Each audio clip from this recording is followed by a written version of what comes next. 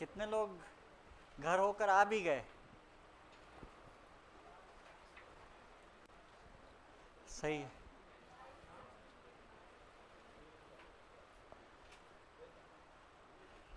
कितने लोग खान सर को राखी बांधने गए?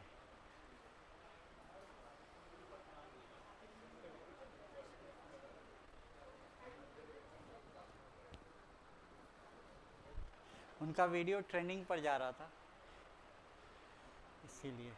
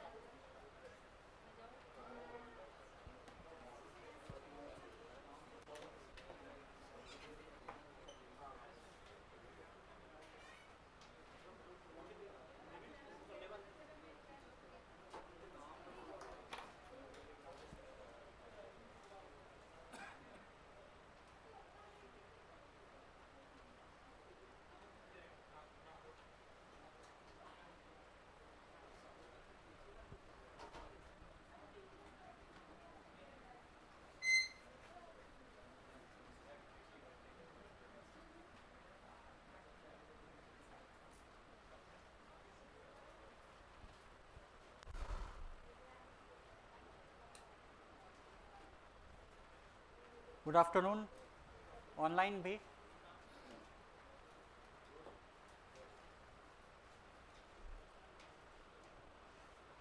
रक्षाबंधन के बाद की पहली क्लास ऑनलाइन के लिए भी।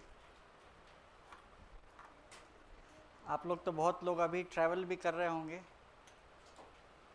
सोच रहे होंगे कि चला लेते हैं लाइव क्लास। सद्दाम आइए।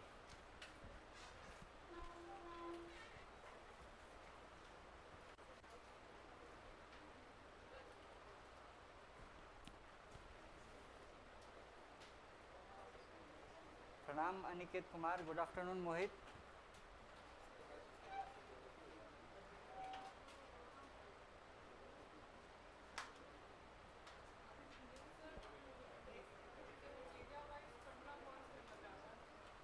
फर्स्ट है। फर्स्ट। अच्छा, एरिया वाइज वेस्ट चंपारण देख लीजिएगा। अच्छा अच्छा, तो एक बार मतलब विकिपीडिया पे जाके एरिया वाइज अगर स्कैन करिएगा तो फिल्टर वैसे हम आपको बता देंगे कल, ठीक है।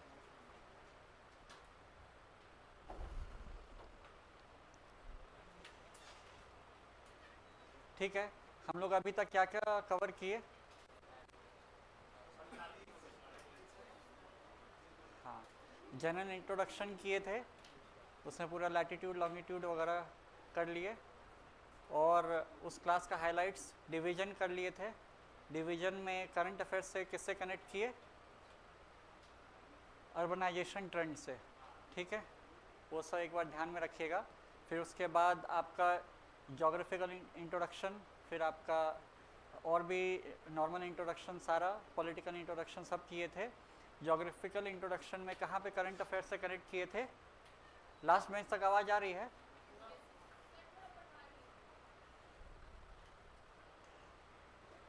प्रयास किए, ठीक है, नहीं हुआ, इको हो जाएगा। हेलो, वॉइस चेक, हाँ बेहतर है। और रेनफॉल के लिए हमने फिर करंट से कनेक्ट किया था। कितने लोग रेनफॉल डेटा जाके चेक किए? मतलब पूरा इकोनॉमिक सर्वे का लास्ट 4th या 5th पेज पे गए वो टेबल देखने के लिए? सद्दाम, आपने पहले देखा होगा उस टाइप का टेबल जो आता है, ठीक है। मतलब बेसिकली वो हुआ कि आप फ्रेश जो इकोनॉमिक सर्वे में टेबल दिया वही जाके रेफ़र कर लें, तो वो हम लोग एनकरेज कर रहे थे जो लोग स्टार्ट अभी कर रहे हैं। फिर वहाँ से हम लोग आए लैंग्वेज, लिटरेचर और न्यूज़पेपर, क्योंकि अब एसए में भी बहुत इम्पॉर्टेंट हो गया है ये। फिर हम लोग गए पर्सनैलिटीज़ में। पर्सनैलिटीज़ में लेटेस्ट हमने कनेक्ट किया कर्पूरी ठाकुर, जननायक कर्पूरी ठाकुर जी से, ठीक है। और उनका जो फेमस कोटेशन है वो ध्यान में रखिएगा। जिसमें कि बुद्ध का मेंशन है, गांधी जी का मेंशन है, जेपी का मेंशन है। इन लोगों का ज्ञान भूमि रहा, कर्म भूमि रहा और आह्वान भूमि रहा। आगे के लिए जनता के हित में, in the interest of public या कॉमन गुड, ये आप इकोनॉमिक ये क्लाइमेट चेंज वगैरह में भी बोल सकते हैं कि अगर हमारा पब्लिक गुड या फिर इंटरेस्ट ऑफ कॉमन्स अगर फ्यूचर में क्लाइमेट है, तो गांधी जी जेपी ने केपी कर्पूरी ठाकुर जी ने कहा था कि आगे जनता के हित में ये प्रगति भूमि बनेगा और प्रगतिशील भूमि बनेगा। ठीक है, मतलब प्रोग्रेस और चेंज का भी भूमि यही बनेगा। तो ये आप कहीं पे भी यूज़ कर सकते हैं, किस मतलब बहुत सारे मल्टीपल कॉन्टेक्स्ट में। इसी तरीके से आप लोग याद कीजिएगा, मतलब कोई भी एक कोटेशन को आप कहाँ कहाँ पे यूज़ कर सकते हैं वो आपके ऊपर निर्भर करता है। बस यूज़ करने से पहले अच्छा से कनेक्ट कर दीजिएगा। निदा फाजली जी का भी पोएम बहुत इंपॉर्टेंट था, मासूमों की कब्र पे चढ़ के कौन से जन्नत जाओगे, तो ये भी आपका इम्पॉर्टेंट था। और भी बहुत सारे वो जो आपको एक बताए थे, बच्चों के छोटे छोटे हाथों को चांद सितारे छूने दो, कुछ किताबें पढ़ लेंगे तो हम जैसे हो जाएंगे। ठीक है, यहाँ पे भी है कि अगर सोशलाइजेशन सही बात है, उसके बाद नॉर्म सिखाना सही बात है, लॉ सिखाना सही बात है, लेकिन इतना भी नहीं हो जाए कि उनका ओरिजिनल थिंकिंग और क्रिएटिविटी भी ख़त्म हो जाए। ठीक है, तो उसका ध्यान रखना है। तो अगर आपको न्यू एजुकेशन पॉलिसी या फिर एजुकेशन के ऐसे में अगर यूज़ करना है तो आप वहाँ पे कॉन्टेक्स्ट थोड़ा सा मॉडिफाई कर सकते हैं। ग्रेटर जो एजुकेशन का कॉज है वो चाहे रविन्द्रनाथ टैगोर की तरफ से लिया गया हो या फिर विवेकानंद जी की तरफ से हो या फिर कोई भी थिंकर आप जो लार्जर कॉन्टेक्स्ट में देखते हैं कि कैरेक्टर का विकास हो। ठीक है, तो उस कॉन्टेक्स्ट में आप इसको भी यूज़ कर सकते हैं पोएम को। ठीक है, अब हम लोग आगे बढ़ते हैं ज्योग्राफी की तरफ, जिसमें आज का हम लोग का टॉपिक है geology and physiographic divisions of Bihar, Bihar का भूवैज्ञानिक और भू आकृतिक खंड। ठीक है, इंडियन लेवल पे आप लोगों को पता है इंडिया भारत में क्या क्या डिवीजन किया गया है एनसीईआरटी के हिसाब से। हाँ, एनसीईआरटी के हिसाब से 6 है, जो आपका 11th की एनसीईआरटी में इंडियन फिजिकल एनवायरनमेंट वाला जो किताब है उसमें। तो कौन कौन से 6 हैं डिविजन्स?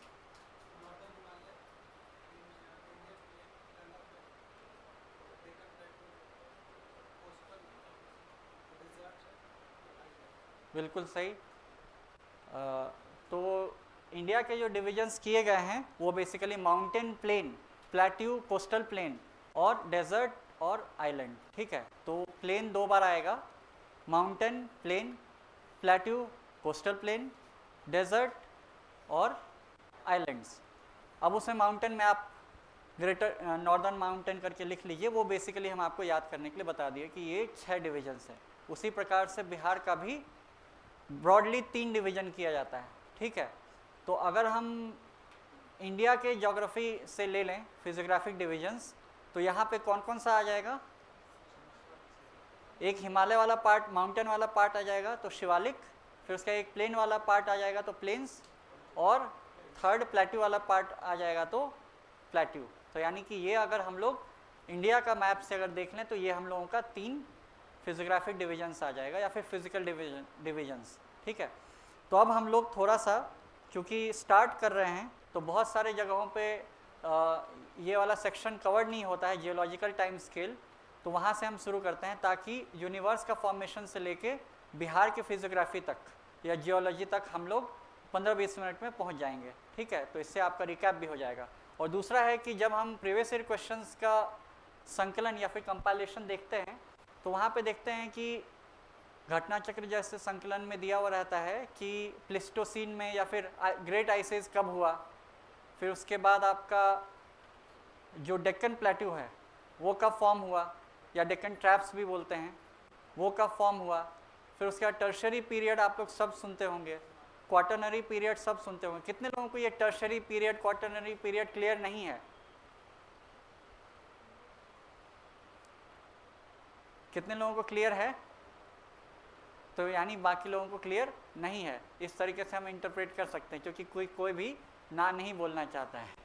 ठीक है, तो हम हाथ से ही, बाकी लोग 2 ही टाइप के होंगे, पता नहीं या फिर अभी रिकॉल कर रहे हैं पूरे अच्छे से समझ में नहीं आया है। ठीक है, तो ये बेहतर तरीका होगा आकलन करने का। देखिए डेटा कलेक्ट करते वक्त देखना पड़ता है कि कौन सा डेटा लोग देने में कंफर्टेबल हैं। ठीक है, चलिए फिर हम लोग आगे बढ़ते हैं। आप लोग भी इस बात का ध्यान रखिएगा कभी अगर डेटा कलेक्ट करना हुआ, सेंसिटिव डेटा अगर आपको डायरेक्ट नहीं मिल रहा है, जैसे कि कभी डेटा कलेक्ट करने गए, कोई महिला मिली और पूछे उम्र कितना है, बच्चे की तरफ देख कर बोलेंगे जी इनका से 25 साल ज़्यादा हुई है। ठीक है, अब आप गेस करो इनका कितना है, वो छोटकन से 2 साल बड़ा हुई। तो फिर आप ऐसे बैक ट्रेस करके कैलकुलेट कीजिएगा। ठीक है, एम्प्लॉयमेंट अनएम्प्लॉयमेंट सर्वे में भी ऐसा ही होता है। कल आप क्या कर रहे, 1 साल पहले आप क्या कर रहे थे नहीं याद है, रेफरेंस पीरियड चेंज करना पड़ता है। अच्छा 1 महीना पहले क्या कर रहे थे वो भी नहीं याद है, फिर से रेफरेंस पीरियड चेंज किए, वीकली पर आए। अच्छा 1 हफ्ता पहले हाँ खेती करने गए थे। ठीक है, और फिर उसके बाद कल क्या कर रहे थे, तो कल 6 घंटा या 8 घंटा काम किए। इस तरीके से आपको मिक्स्ड रेफरेंस पीरियड लेकर पीरियोडिक लेबर सर्वे में टाइप का डेटा कलेक्ट करना होता है, क्योंकि हर टाइप का डेटा नहीं मिल सकता है। ठीक है, तो यहाँ पे हम लोग इसीलिए कनेक्ट करेंगे जियोलॉजिकल टाइम स्केल से। ठीक, जियोलॉजिकल टाइम स्केल या फिर भूवैज्ञानिक समय मान। ठीक है, बेसिकली आपको थोड़ा सा इंट्रोड्यूस कर देते हैं, जो टर्म्स अभी तक आप लोग सुने होंगे या फिर थोड़ा बहुत इंट्रोडक्शन रहा होगा, ताकि थोड़ा सा आपके मेमोरी से कनेक्ट हो जाए। ठीक, ये आपका इयॉन है। ठीक है, अगर हम लोग ये सबसे ऊपर वाला देखें, ठीक, उसमें भी ये जो 3 दिया हुआ है ये आपका डिविजन्स है। जैसे कि हम लोगों का साल का डिवीजन होता है, साल, महीना, फिर उसके बाद दिन, समय का एक तरीके से डिवीजन हुआ। आगे भी हम लोग आते जाते हैं, आवर या फिर घंटे, फिर मिनट, सेकंड, इस तरीके से। तो यहाँ पे भी आपका इयॉन हो गया, इंग्लिश हिंदी दोनों में इयॉन ही बोलते हैं। एरा मतलब कि महाकल्प और पीरियड मतलब कल्प। ठीक है, तो इस तरीके से हिंदी में किया जाता है। और यहाँ पे आप देख लीजिए कि इस समय का जो पीरियड है ये इतना मोटा मोटा पीरियड लिया गया है कि ये सब आपका करोड़ों साल में, मतलब 100 करोड़ साल के लेवल पे है, या फिर 1000 करोड़ साल, उस टाइप के लेवल पे जब आपका डिवीजन किया जाता है तब ये सारा आपका डिवाइड किया जाता है। तो थोड़ा बहुत आपको हम कनेक्ट कर देते हैं। ये जो सबसे नीचे है हेडियन, ठीक, ये आपका इसीलिए इस तरीके से है इयॉन और एरा। यहाँ पे एरा इसलिए नहीं है क्योंकि ये जो 3 है इनके बारे में हम लोगों को बहुत ज़्यादा पता नहीं है, या फिर हमने बहुत ज़्यादा डिवाइड नहीं किया, क्योंकि वो हमारे लिए उतना सिग्निफिकेंट है नहीं उतना साल पहले का देखना। तो फिर हम लोगों ने क्या किया, इयॉन के टर्म्स में जो सबसे बड़ा बड़ा है, मान लीजिए जैसे साल के ही टर्म्स में बात कर रहे हैं, तो हेडियन, आर्कियन, प्रोटीरोजोइक। इसके बाद जब हम लोग फेनेरोजोइक में आए तब हम लोग इसको डिवाइड करके पढ़ रहे हैं, क्योंकि तब इतनी सारी घटनाएं इंपॉर्टेंट होने लग गई कि हम लोगों को तोड़ तोड़ के क्लासिफाई करके डिवाइड करके जानकारी लेना जरूरी हो गया। तो हम लोग अब कनेक्ट कर लेते हैं। ये जो हेडियन है ये आपका ग्रीक शब्द हेडिस, गॉड था, ग्रीक गॉड, अंडरवर्ल्ड या फिर उस मतलब नरक जैसे आप समझें, उनके गॉड, तो वहाँ से ही हेडिस से हेडियन आया। ठीक है, और इसलिए ऐसा नाम है क्योंकि उस समय अर्थ का कैसा था, जो एनवायरनमेंट होगा बहुत गर्म होगा, एकदम टर्बुलेंट फेज होगा, इसीलिए, या फिर उस समय तो अर्थ फॉर्म ही नहीं हुआ था। तो आपका हेडियन पीरियड में आपका बिग बैंग के बाद का समय है, जबकि सब कुछ बिल्कुल बिखरा बिखरा सा है। ठीक है, तो या फिर इस तरीके से आपका हेडियन मतलब हेल वाला समय, यानी एकदम टर्बुलेंट, बहुत गर्म, एकदम अफरा तफरी वाला। फिर आर्कियन, आर्कियन मतलब यहाँ पे हम थोड़ा बहुत लिख भी दिए हैं, ये आपका हाइड हो गया है। ठीक,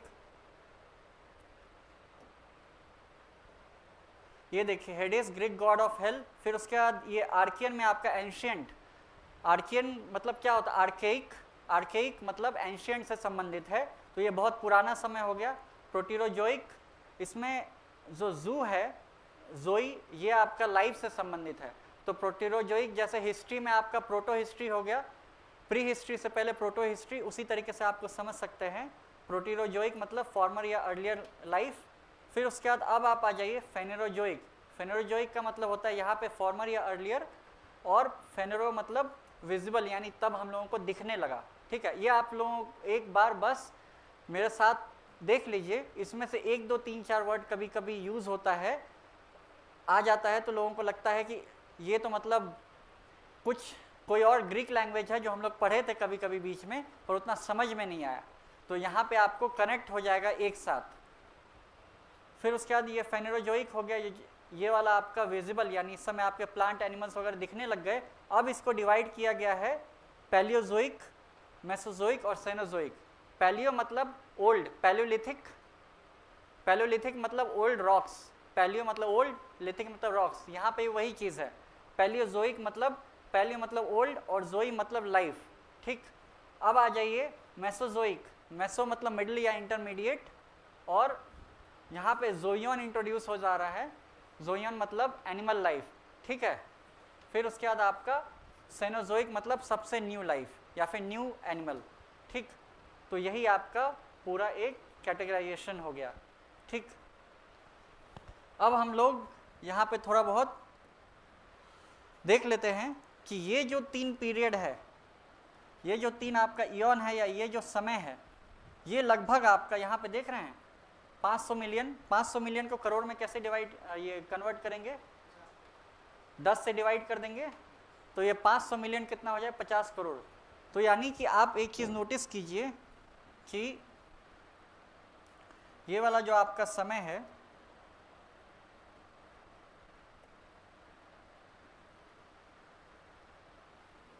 ये इस समय, इसके नीचे यानी कि पुराने समय को हम लोग प्री कैम्ब्रियन कहते हैं। यही प्री कैम्ब्रियन शब्द आप अभी तक एमसीक्यू सॉल्व करते हुए में देखते होंगे कि धारवाड़ की चट्टानें और विंध्यन चट्टानें क्या हैं, प्री कैम्ब्रियन चट्टान है। प्री कैम्ब्रियन का मतलब क्या हुआ, 50 करोड़ या फिर एनसीईआरटी के हिसाब से 57 करोड़ साल पहले। ठीक, तो ये आपका 50 या 57। धरती लगभग कब फॉर्म हुई है, 4.5 बिलियन ईयर्स अगो, यानी लगभग 450 करोड़ साल पहले। 450 करोड़ में ये आपका प्री कैम्ब्रियन से आगे का जो समय, ये आपका 50 करोड़ के आसपास हुआ, तो 50/450 कितना हुआ,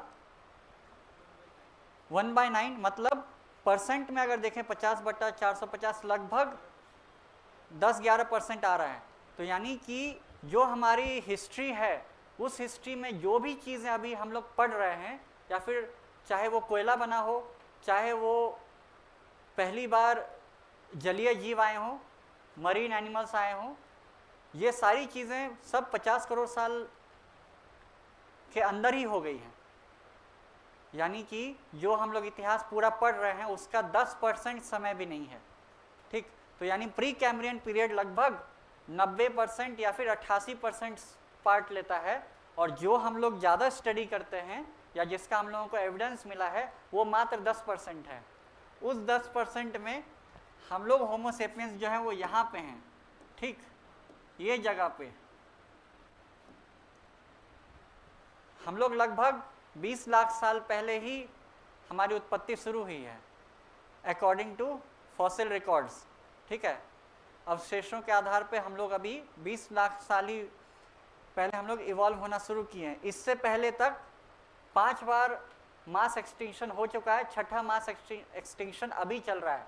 मतलब कि अभी 5 बार अभी तक लोग आए और गए, इंसान अभी 20 लाख साल भी नहीं हुआ है। उसमें भी हम लोग जो हिस्ट्री पढ़ते हैं, आपका लगभग पैलोलिथिक वगैरह को हटा दें, थोड़ा सा अगर हम लोग एग्रीकल्चर वगैरह को ले लें नियोलिथिक समय से, जब हम लोगों के पास थोड़ा बहुत अच्छा खासा रिकॉर्ड शुरू हो जाता है, और फिर वैदिक एज वगैरह आते आते फिर हमारे पास लिखित रिकॉर्ड आ जाता है, वो सब हमारे पास लगभग 3500 साल ही है।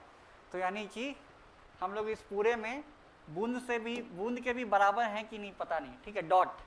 तो इसीलिए अगर कभी लगे कि लाइफ ख़त्म हो गया है तो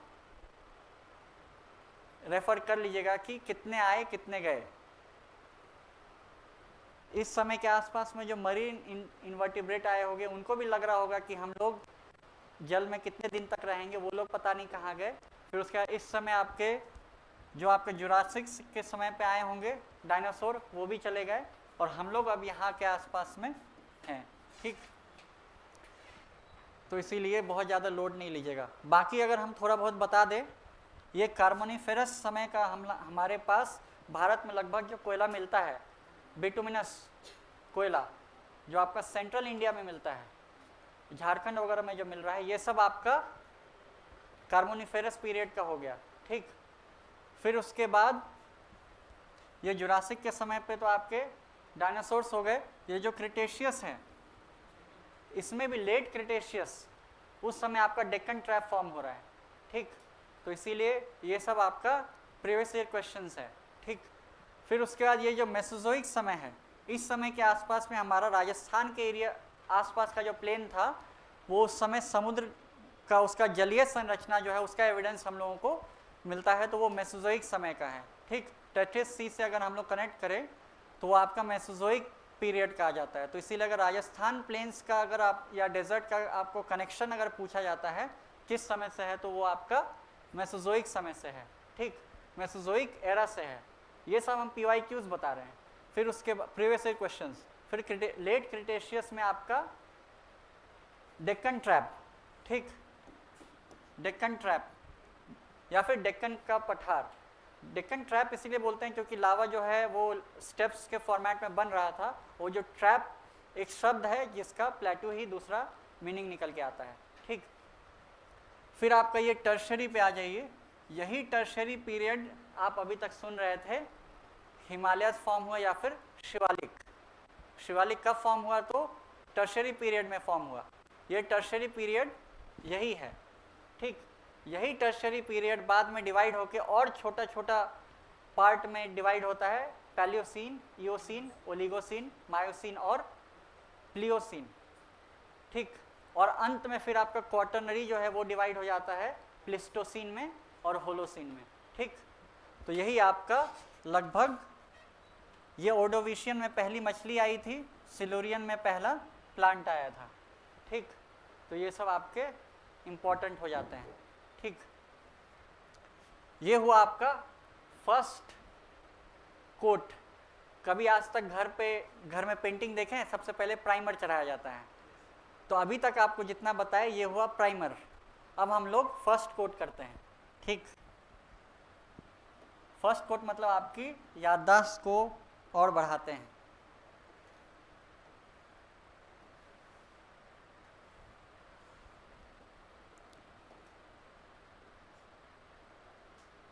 ये सारा NCERT से लिया हुआ है, ठीक है, एलियन सोर्स नहीं है। इसमें आप देख लीजिए, ये जो पूरा स्केल लिया हुआ है ये बिग बैंग थ्योरी के हिसाब से लिया हुआ है। ज्योग्राफी जब पढ़ाते हैं तो अक्सर सीधा किस पर चले आते हैं, तो आपका सोलर सिस्टम से पढ़ाते हैं। यही सोलर सिस्टम पढ़ाने से पहले अगर थोड़ा सा ये हम कैमरा थोड़ा एडजस्ट कर देते हैं, पूरा दिख नहीं रहा होगा। नहीं सर, ऐसा नहीं लगता कि लाइव खत्म हुआ है। गुड, आपके लिए फिर वो कोट नहीं था।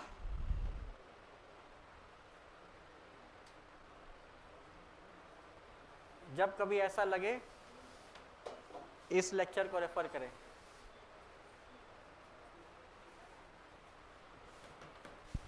वैसे अच्छा है, एट अ टाइम सबको डूम्सडे लगना भी नहीं चाहिए। चलिए, तो हम लोग आ जाते हैं यहाँ पे। सबसे पहले बिग बैंग हुआ, फिर सुपरनोवा और ओरिजिन ऑफ स्टार्स, ठीक है। और फिर आपका हेडियन वगैरह आ जाता है। यही वाला हेडियन हेल से संबंधित है। ये सब मतलब पहले जो हम लोग का माइथोलॉजी होगा, ग्रीक माइथोलॉजी होगा, उसमें जिस तरीके से लोग समझते थे उस समय वो नामांकन किए। उस समय उनको नहीं पता था कि उनके 3,500 साल बाद रवि सर क्लास में बैठ के हेडियन पे चर्चा करेंगे। वो अपना नाम रख दिए। हम लोग का मन है उसमें से कुछ नाम हम लोग रख लिए अपने यूज़ के लिए, जो कि अभी भी थोड़ा बहुत होल्ड करता है, ठीक। तो इस समय आपका जो ओरिजिन ऑफ सन है लगभग 500 करोड़ साल पहले या फिर 5 अरब साल पहले। और यही चीज़ जो आपका है ना, ओशन एंड कॉन्टिनेंट्स फॉर्म, समुद्र और जो आपका कॉन्टिनेंट फॉर्म हो रहा है, यही इसी को इनडायरेक्टली आप कह सकते हैं पृथ्वी का फॉर्मेशन हो रहा है। तो यानी वो लगभग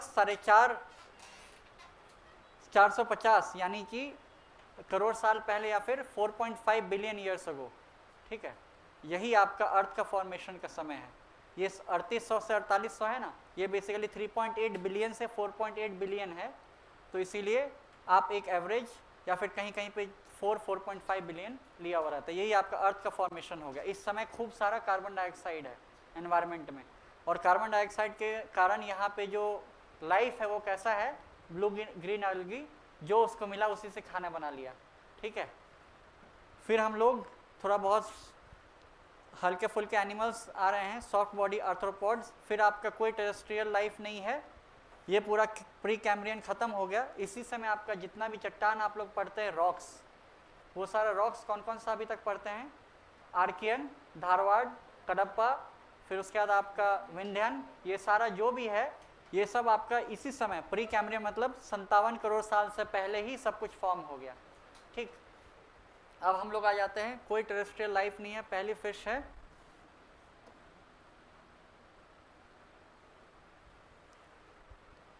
अब यहाँ पे पहला ट्रेस ऑफ लाइफ मिला कार्बोनिफेरस पीरियड में। देख लीजिए कोल बेड्स, यही चीज़ पे आपको ध्यान आकृष्ट कर रहे थे आप लोगों का, कार्बोनिफेरस कोल बेड्स, ठीक है। फिर उसके बाद पर्मियन वगैरह हो गया, ट्रायसिक, जुरासिक, जुरासिक में आपका डायनासोर्स वगैरह आ गए, और फिर डायनासोर खत्म भी हो गए। क्रिटेशियस में, इसी लेट क्रिटेशियस में आपका डेक्कन ट्रैप फॉर्म हो रहा है, ठीक है, या डेक्कन का पठार। फिर आपका यही चीज़ हम बोले थे, टर्शरी पीरियड के अंदर आपका ये 4 इपॉक हैं, ठीक है। इपॉक को हिंदी में आपका क्या बोलते हैं, युग, ठीक है। अब देखिएगा पैलियोसीन, इयोसीन, ओलिगोसीन, मायोसीन और प्लियोसीन को हिंदी में क्या लिख रहे हैं, पूरा नूतन, अधिनूतन, अधिनूतन, अल्पनूतन, अतिनूतन। इतना नूतन में आप लोग नहीं जाइएगा, एग्जाम में भी सीधा सीधा पैलियोसीन इयोसीन से पूछ लेता है। इतना हिंदी पढ़िएगा तो फिर कब मतलब थोड़ा सा प्रॉब्लम हो जाएगा। हिंदी में भी एक्चुअली में यहाँ पे पैलियोसीन इयोसीन ही देवनागरी में लिख दिया जाता है, ठीक है, तो उसी तरीके से याद कीजिएगा, ठीक। ये देखिए अत्यंत नूतन एक्चुअली प्लिस्टोसीन है, और अभिनव जो है वो आपका होलोसीन है, तो कोई लेना देना ही नहीं है इंग्लिश हिंदी नाम में।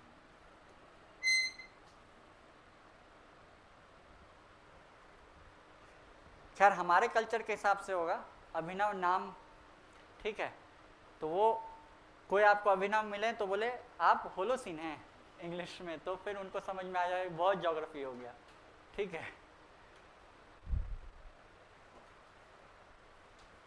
चलिए बेकार में अभिनव, अब गुस्सा होंगे कोई अभिनव अगर होंगे तो।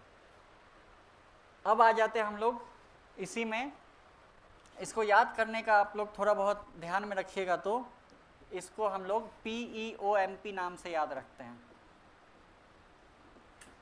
ठीक है। टर्शरी का जो डिविजन्स है ये हम लोग PEOMP से याद रखते हैं, ठीक है, नीचे से। नीचे क्यों, क्योंकि ये समय पहले आया था, फिर ये बाद में आया, और ये हम लोग जियोलॉजिकल स्केल जो होता है वो इसी तरीके से लिखा जाता है, क्योंकि आज के समय में भी हम लोग खुदाई करके निकालते हैं ना, तो जो जितना नीचे मिला वो उतना पुराना है, तो इसीलिए हमारा जो जितना टाइम पुराना है वो उतना नीचे लिखा जाता है। ऐसे भी आप ध्यान में रख सकते हैं। तो अब आ जाइए, PEOMP हो गया, पैलियोसीन, इयोसीन, ओलिगोसीन, मायोसीन और प्लियोसीन। अब इसमें आप लोग ये जो मायोसीन है, इस समय आपका मिडिल हिमालयस फॉर्म होता है, ठीक है। कभी अगर बहुत ज़्यादा उनको मन किया एक फैक्ट पूछ लेने का, ये टर्शरी का ही बहुत सारा डिवाइड कर दिया गया, तो ये हम लोग का मायोसीन याद रख लीजिएगा, मिडिल हिमालयस फॉर्म हुआ था इस समय। अब ये जो प्लियोसीन है, इस समय आपका ग्रेट हिमालयस या फिर महान हिमालयस फॉर्म हो रहे थे, ठीक। और उल्टा हो गया,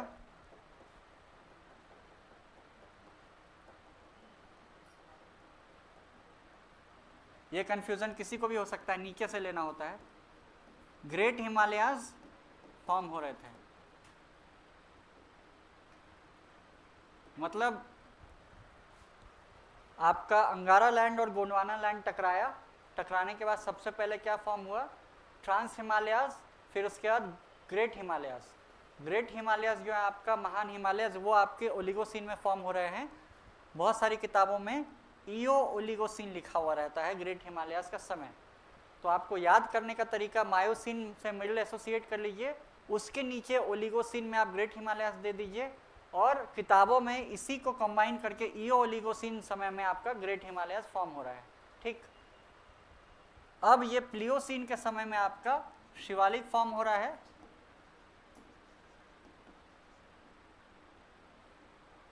और बहुत लोग प्लियो प्लिस्टोसीन समय में शिवालिक को फॉर्म, ये भी आपके किताबों में लिखा हुआ रहता है। तो इस तरीके से आपको पूरा याद हो जाएगा। ठीक है, क्लियर है? ऑनलाइन अभी तक आप लोग साथ में हैं, बता दीजिए।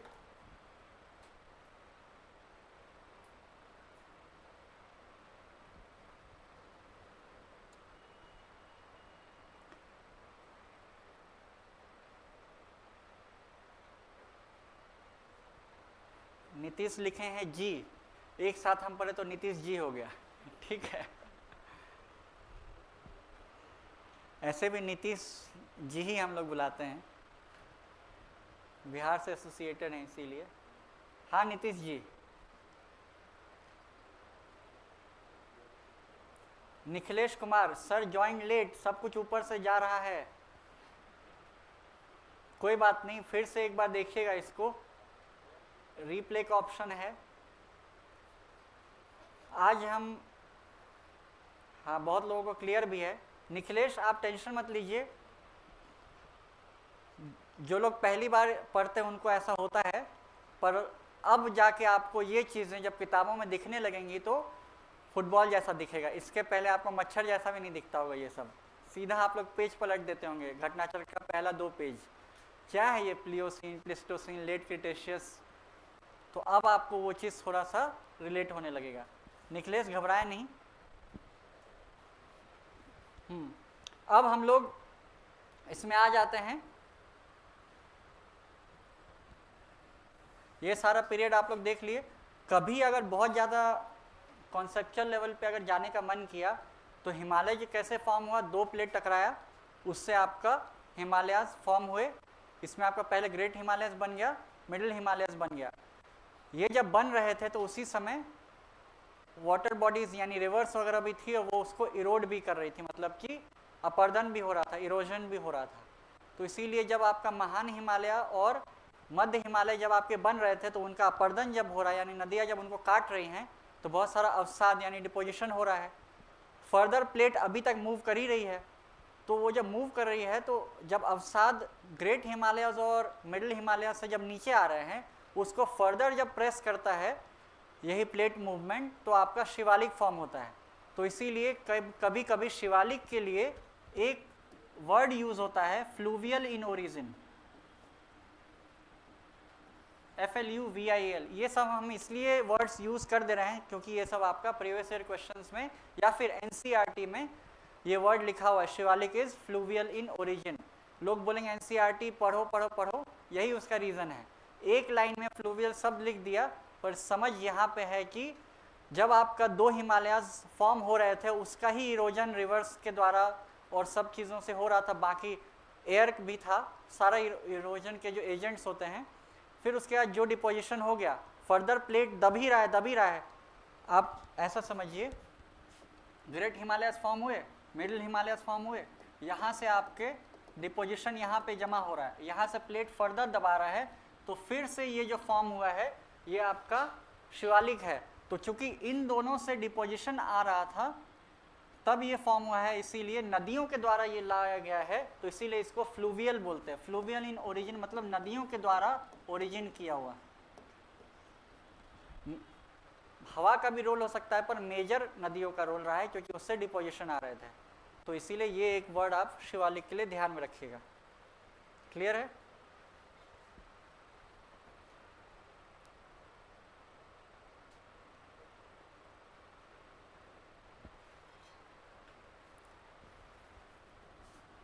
बाकी किन्हीं ये एंथ्रोपोलॉजी, जूलॉजी, उसके बाद ज्योग्राफी, फिज़िक्स, इन सबों में ये इम्पॉर्टेंट होता है।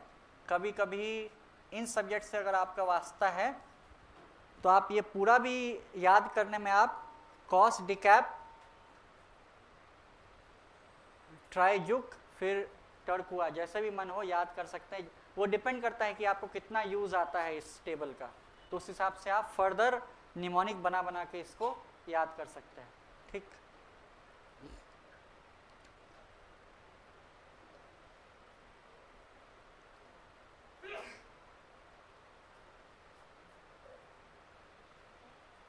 ये सब देख लीजिए। अरब वर्ड्स पहले हिंदी में लिखा हुआ है, और ये 57 करोड़ से आगे का जो समय है ये हम लोगों का कैम्ब्रियन पीरियड आ गया। ठीक है, ये सारे का कुछ कुछ ग्रीक मीनिंग है। कैम्ब्रियन मतलब ये जो एरिया का जो पत्थर है वो यूनाइटेड किंगडम का वेल्स वाला जो इलाका है वहाँ पे पहली बार पाया गया था, तो ये कैम्ब्रियन वहाँ से आया है। और उससे पहले का जो पत्थर है वो सारा आपका प्री कैम्ब्रियन हो गया।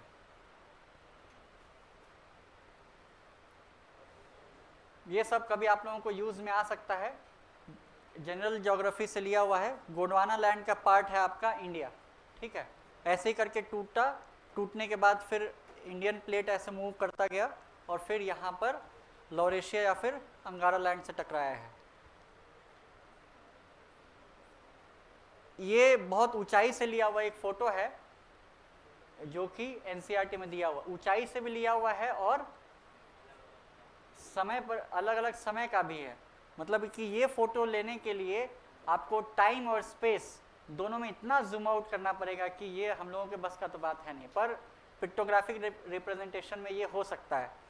हम लोग लगभग जो आपका गोंडवाना लैंड है वहाँ से 20 करोड़ साल के आसपास में हमारा जो लैंड है, लैंड मास जो है वो नॉर्थ की तरफ मूव करना शुरू कर गया, फ्लोट करता हुआ, और मतलब प्लेट एस्ट्रोनोस्फेयर पे जो फ्लोट करता है। फिर उसके बाद ये आपका लगभग 6 करोड़ साल पहले के आसपास में अगर इस समय ले लें तो यहाँ पे एक रीयूनियन आइलैंड था, अभी भी है।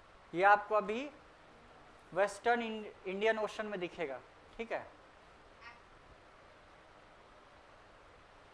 क्या बोल रहे हैं? इंडियन ओशन में आपको दिखेगा ये वाला पार्ट, और यहीं से आपका जो लावा जो है, बेसिकली ये प्लेट जा रहा था और ये यहाँ से लावा निकल रहा था और यहीं पे आपका डेक्कन ट्रैप बनाया। तो ये आपका 6 करोड़ साल के आसपास हो गया।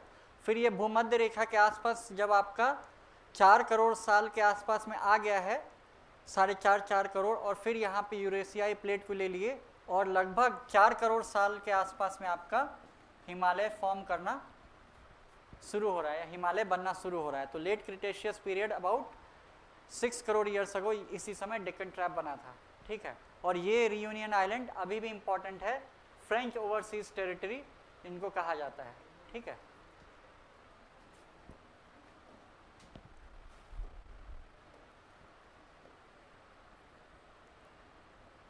यही चीज़ है कि जब हम लोग गोंडवाना लैंड से इंडियन मास टूटा अराउंड 20 करोड़ ईयर्स अगो, फिर ये यूरेशियन प्लेट से टकराया अबाउट 4 to 5 करोड़ ईयर्स अगो या बिफोर प्रेजेंट। जो चीज़ हम बोले हैं उसी चीज़ को यहाँ पे लिखित में बता दे रहे हैं। फिर उसके बाद ग्रेटर हिमालयस कब फॉर्म हुआ? Eosin, Oligocene. फिर आपका मिडिल हिमालयस कब फॉर्म हुआ? मायोसिन। और शिवालिक कब फॉर्म हुआ? प्लियोप्लिस्टोसिन। ठीक है, क्लियर है?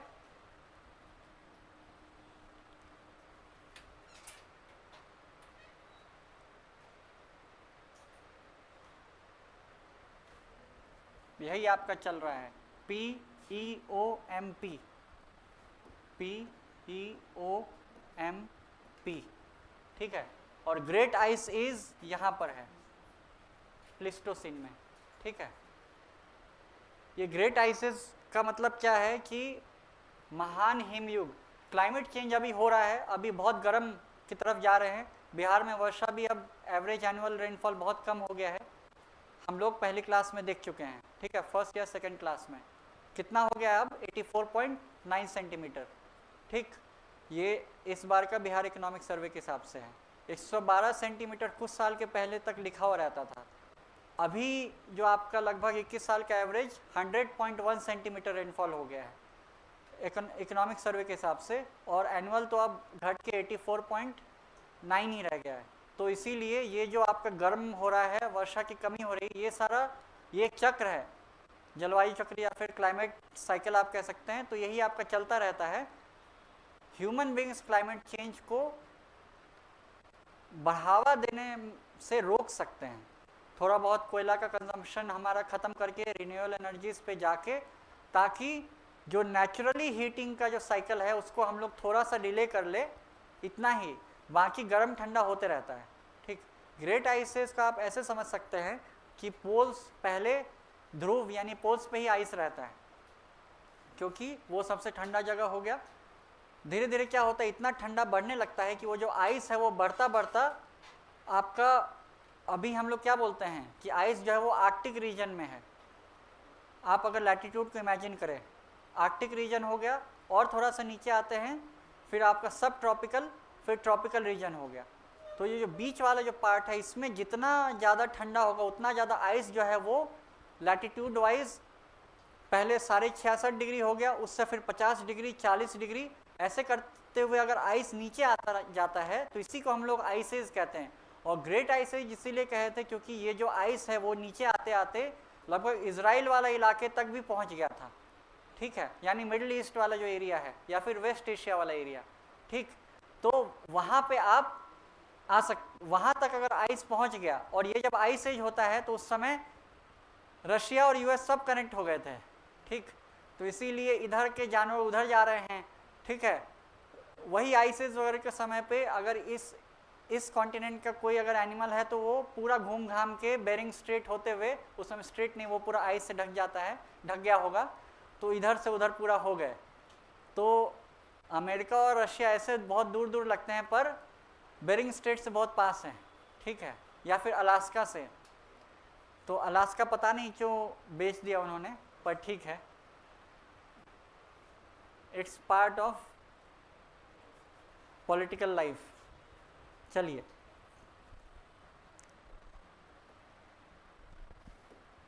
तो इसीलिए क्लाइमेट चेंज होता ही रहेगा। जल्दी से थोड़ा ज़्यादा या तो पैसा वैसा कमाइए या फिर कांटेक्ट, आपके पास कांटेक्ट होना चाहिए। अभी तक सिर्फ ट्रेन तक मत सीमित रहिए, थोड़ा बहुत स्पेस शटल वगैरह में कांटेक्ट बनाइए, क्योंकि बहुत ज़्यादा अगर गर्म हो गया तो पहले तो यहाँ से मूव करके सिक्किम जाना पड़ेगा। सिक्किम और देहरादून का उतना ज़्यादा लोड लेगा नहीं, तो फिर जम्मू कश्मीर जाना पड़ेगा, वहाँ का भी फिर लोड लेगा नहीं। तब फिर हम लोगों को या तो फॉरेन जाइए, नहीं तो मार्स वार्स का टिकट, या वैसे वो सब भी बहुत ज़्यादा हैबिटेबल है नहीं, तो अभी तो फ़िलहाल बहुत दिन तक एसी से ही काम चलेगा। ठीक है, अब हम लोग आ जाते हैं अगले पर।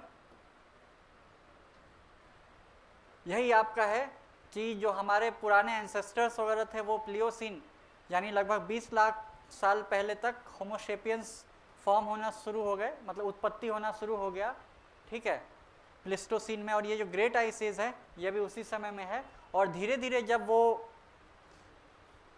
आइस एज का जो समय है वो ख़त्म होने लगा, यानी गर्मी बढ़ने लगी, तो फिर जो मिडिल ईस्ट वेस्ट एशिया का जो पार्ट है या फिर हम लोगों का इंडस वैली वाला जो पार्ट है, वो सब जगह पे धीरे धीरे करके वातावरण नॉर्मल होने लगा, और गेहूँ बार्ली वगैरह की खेती या फिर ग्रासेस उस समय घास के फॉर्मेट में होगा, और हम लोग उसको डोमेस्टिकेट कर लिए या फिर पालतू बना लिए। ठीक है, और अपने खाने में इस्तेमाल करने लगे, और धीरे धीरे सेडेंट्री लाइफ यानी कि आराम का जीवन, एक जगह पे रहने वाला जीवन शुरू हो गया। ये एग्रीकल्चर आपका Holocene around 8 to 10,000 years before present.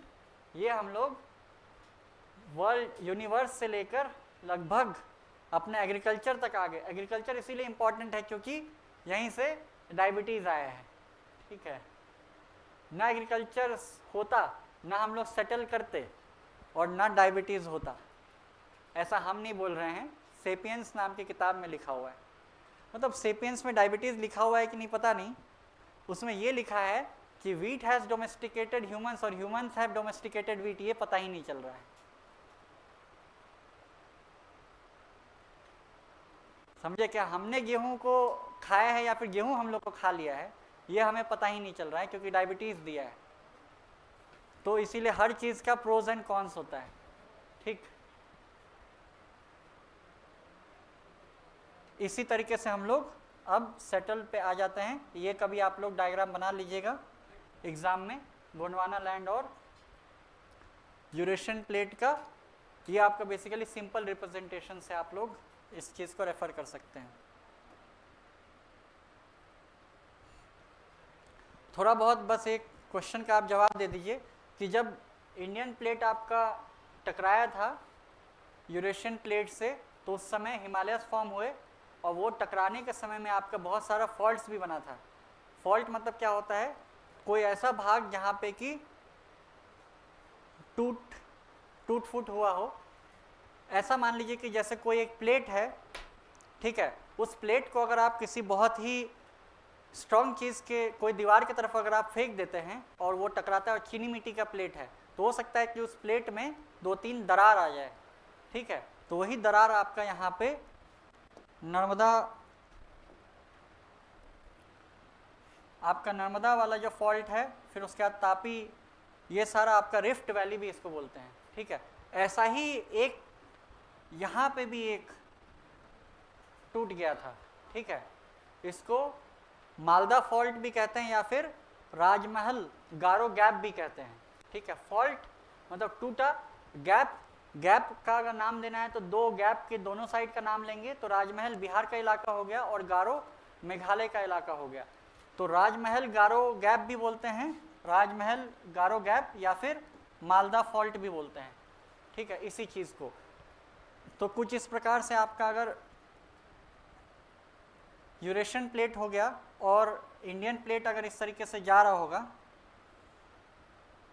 ठीक, तो यहाँ पे आपका नर्मदा तापी फॉल्ट वगैरह, और यहाँ से जो टूटा तो ये वाला पार्ट ऐसे मूव करने लगा, ठीक है। तो यहाँ पे जो सेपरेशन हो रहा है, यही सेपरेशन में फिर आपका गंगा वगैरह या फिर नदियाँ जो है यहाँ पे बहुत सारा डिपोजिशन किया और अभी पूरा बंगाल और मतलब सुंदरबन प्लेन्स वगैरह यहीं पे बना है। तो इसीलिए अगर सवाल कभी पूछा जाता है कि क्या गारो हिल्स जो है वो ईस्टर्न हिमालय का पार्ट है, तो क्या आंसर होगा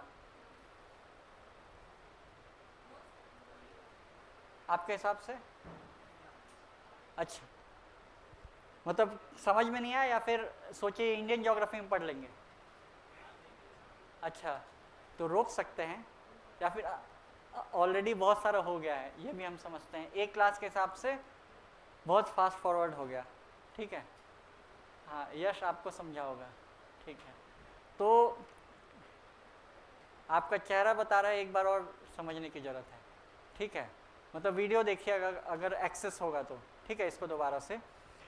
और यहाँ पे कितने लोगों को सवाल समझ में आ गया? कभी कभी क्वेश्चन रहता है कि जो मेघालय का जो प्लेट्यू है वो पार्ट है नॉर्थ ईस्टर्न हिल्स का, ये स्टेटमेंट सही है या गलत है?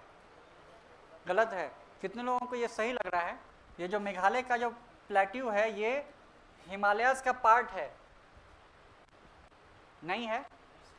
कारण यही है क्योंकि ये चीज़ इसका निचला भाग नहीं है, ये चीज़ एक्चुअली में टूटा हुआ भाग है, डेक्कन प्लेटू वाला एक तरीके से कह सकते हैं प्लेटू रीजन का, वही चीज़ इस तरीके से घूम गया है और बीच में आपका फॉर्म हो गया है। क्लियर है? तो इसीलिए इसका आंसर है नो। ये सब आपका कहीं कहीं पर प्रीवियस ईयर क्वेश्चंस में पूछा हुआ रहता है।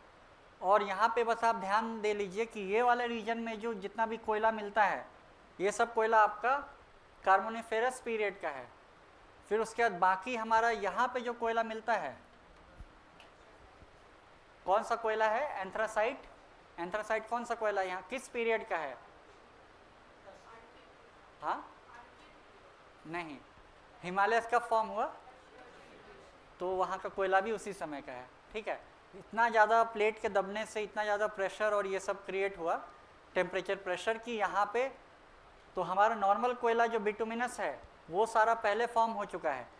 सोचिए इससे भी कहीं ज़्यादा प्रेशर था कि यहाँ पे उससे भी ज़्यादा क्वालिटी का, टॉप क्वालिटी का आपका टर्शरी फॉर्म पीरियड। इसी अगर आपको जियोलॉजी पता है तो आपको मिनरल्स बहुत ज़्यादा याद नहीं करना पड़ेगा। ये एरिया में आपका कोयला जो मिल रहा है कार्बोनिफेरस, ये टर्शरी। और आपने सुना है मेघालय वगैरह में रैट होल माइनिंग होता है। क्या होता है रैट होल माइनिंग? छोटा सा होल बनाते हैं और बच्चे को उसमें काम में लगा देते हैं। पुराने समय में भी कोयला का जो माइनिंग होता था ब्रिटेन में, वहाँ पे भी बच्चे से ही खुदवाते थे। इसीलिए जब बच्चों से काम करवाते थे पहले, तो भारत में भी बच्चों से काम करवाया जाता था, पहले कॉमन प्रैक्टिस था, ठीक है। इसीलिए जब आप फर्स्ट, हमारे यहाँ का हिस्ट्री से अब हम करेक्ट करते हैं, जब हम लोगों का पहला फैक्ट्रीज एक्ट आया, उसमें एक एज फिक्सेशन की बात करना वो लोग शुरू कर दिए कि इतने साल से कम उम्र के बच्चे काम ना करें, क्योंकि उनको जितना डेवलप करना था वो बच्चों को कोयला खदान में घुसा के कोयला निकाल के डेवलप कर लिए या फिर फैक्ट्री में काम करवा लिए। अगर इंडिया को अगर कम डेवलप करना है या फिर उसका डेवलपमेंट को स्लो करना है तो बच्चों को काम करने मत दो। वहाँ से आप ओरिजिन देख सकते हैं। तो ये रैट होल माइनिंग वगैरह आपका नॉर्थ ईस्ट इंडिया में भी है, मेघालय वाला पार्ट में, और ये नेवेली वगैरह का जो इलाका है, तमिलनाडु वगैरह, ये सब भी आपका टर्शरी ही है। तो बीच वाला पार्ट का जो है वो कार्बोनिफेरस है, बाकी जो छुटपुट जो कोयला मिल रहा है ये सब आपका टर्शरी पीरियड का है। हल्का टेम्परेचर प्रेशर आया, थोड़ा सा कोयला बन गया, ठीक है। इसका बहुत हाई क्वालिटी है एंथ्रासाइट का, और ये सब आपका जो है मेघालय वाला और ये सब आपका बहुत लो क्वालिटी का है, ठीक है। लिग्नाइट, पीट, ये सब लेवल का है क्वालिटी का, ठीक है। क्लियर है? अभी तक क्लियर है? हाँ नितिश, सही बोल रहे हैं आप। दामोदर घाटी का कोयला भी सब कार्बोनिफेरस पीरियड का है।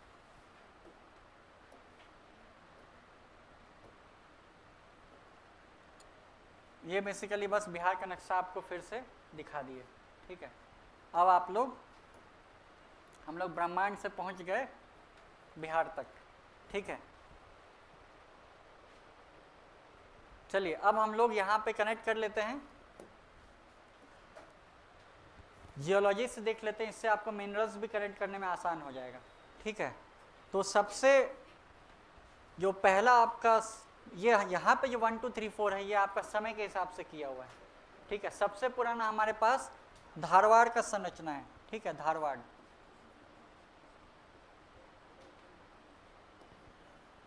ये धारवाड़ संरचना की जो पत्थर है, इसीलिए आपका धारवाड़ हो गया, और यहाँ पे आपका विंध्यन का हो गया, ठीक है। बेसिकली बिहार में आपका जो पठारी क्षेत्र है उसमें उसको दो भाग में डिवाइड करते हैं, और वो जो डिवीजन का कारण जियोलॉजी से आता है, ठीक है, भूविज्ञान से आता है। कोई आधार लेंगे ना डिवाइड करने का, तो आधार क्या है? आधार भूविज्ञान है, मतलब कि अंदर चट्टानें कैसी हैं वो आधार पे बिहार का डिवीजन किया गया है या पठारों का डिवीजन किया गया है। तो सबसे पहले आपका धारवाड़ हो गया सबसे पुराना, और ये आपका छोटा नागपुर वाला ही प्लेटो रीजन है। तो झारखंड में जो चीज़ें मिलती हैं वो चीज़ें यहाँ पे भी मिलती है। झारखंड में क्या मिलता है?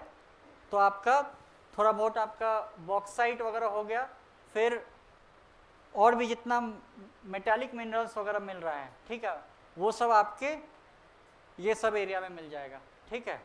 और विंध्यन, ये दोनों आपका प्री कैम्ब्रियन हो गया चट्टाने, और विंध्यन में आपके बिल्डिंग मटेरियल्स मिलते हैं, लाइमस्टोन, चूना पत्थर।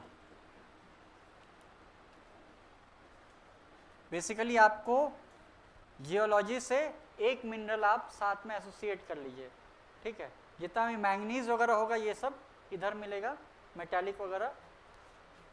थोड़ा बहुत आपका इस एरिया में ये भी बहुत इंपॉर्टेंट है, माइका, ठीक है। तो वो ऑल्दो नॉन मेटालिक कैटेगरी में आता है, पर वो भी बहुत इंपॉर्टेंट हो गया। तो इधर में मिनरल्स हो गए, इधर में आपका बिल्डिंग मटेरियल हो गया, जिससे कि भवन निर्माण वगैरह या फिर सीमेंट बनता है, तो ये लाइमस्टोन हो गया।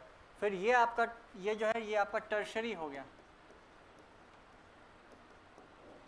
टर्शरी पीरियड कि यहाँ पे चट्टानी मिलती है या फिर शिवालिक। ठीक,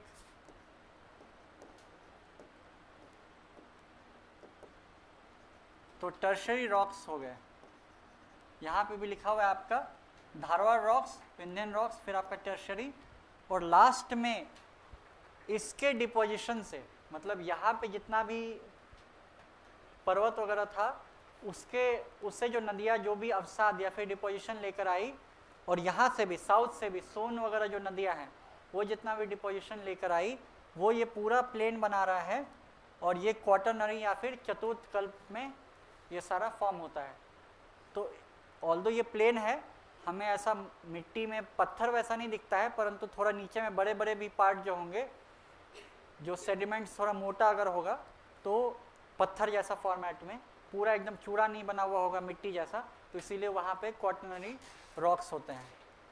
ठीक है,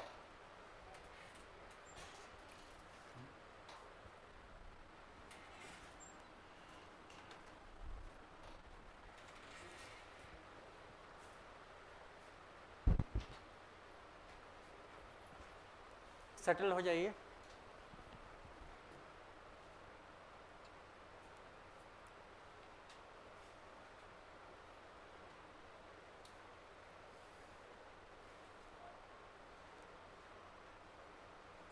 कोयला हम लोग के पास तो नहीं है, सारा झारखंड में चला गया।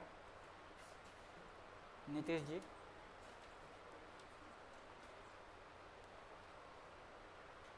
हाँ मोहित जी को बोलना है। बिहार के साउथ पार्ट की बात हो रही है, राइट नीतीश जी, ठीक है। आपस में वो लोग डाउट्स में सुलझा रहे हैं एक दूसरे का, क्योंकि हम अगर कभी तब तक ना देख पाए तो गुड।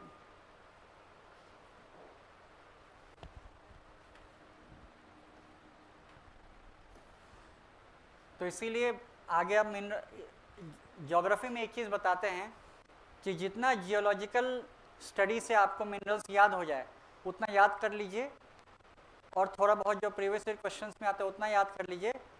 उसके बाद फिर बहुत ज़्यादा टेंशन लेने का ज़रूरत नहीं है कि हर एक डिस्ट्रिक्ट और हर एक इलाके का मिनरल पता होना चाहिए। ठीक है, आपको प्रीलिम्स भी उससे निकल जाएगा, मेंस में लिखने लायक ड्रॉ करने लायक भी काम हो जाएगा जियोलॉजी के समझ से। और कोई एकदम अगर कोई एक पार्टिकुलर डिस्ट्रिक्ट लेकर पूछे तो फिर मतलब वहाँ पे आप बदला उठा सकते हैं।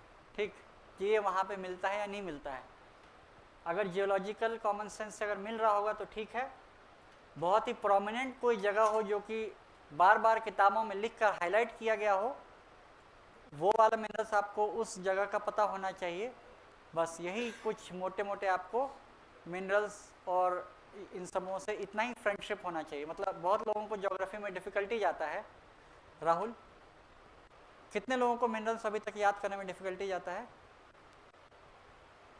हाँ, तो उसका यही तरीका है, जिस इलाके में जो जियोलॉजी है वो उस इलाके का मिनरल्स थोड़ा बहुत कॉमन उससे लिंक्ड अगर पता है तो उतना लिख दीजिए, और थोड़ा बहुत याददाश्त से लिख दीजिए, बाकी बहुत ज़्यादा याद होने का ज़रूरत नहीं है। ठीक है, और फटाक से वहाँ पे एक रफ मैप या डायग्राम बना दीजिए, आपका काम हो गया। ठीक, सारे स्टेजेस में एग्ज़ाम के। क्वेश्चन कीजिए।